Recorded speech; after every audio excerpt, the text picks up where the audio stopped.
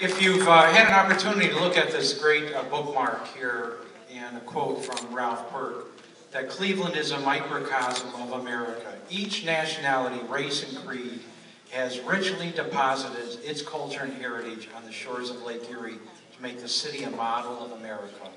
All eyes are on Cleveland. Cleveland and our country is a great tapestry, a great cloth in which each nationality, race, and culture contributes a thread. And by those many threads, that diversity is the strength of the fabric. A golden thread for those of us in Cleveland has been Irene Morrow and her dedication to our community, lifelong dedication. Goes beyond her Slovak Polish heritage, even goes beyond Ed Morrow's Irish heritage. It is a heritage that she embraces all of our cultures in the city and its contribution. A lifetime of achievement. Someone who is not only a phenomenal woman, a phenomenal person. Now, some people have made a mistake of saying no to Irene, and you don't want to say no. And in addition, you don't want to say yes and not carry through, because Irene's intensity, despite sort of her short stature, when I first ran for city council in 1985, I was called to her house on Lake Avenue, and I had to sit in this big chair.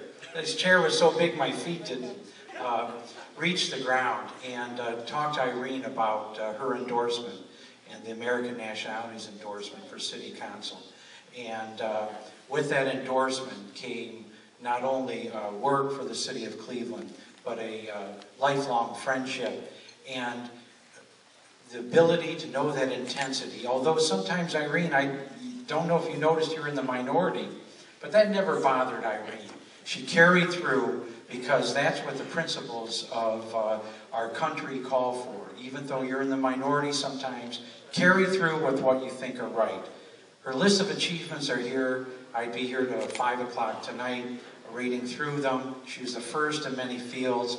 And of course, not one person can present this award, but Terrace Magala also asked to talk. Irene, yes. You are the one person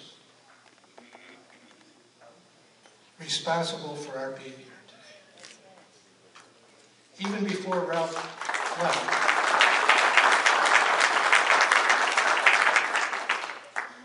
you were the one always working countless hours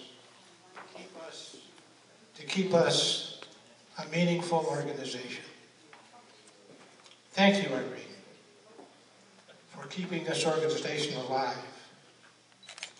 And thank you, Rocky, for continuing your father's legacy.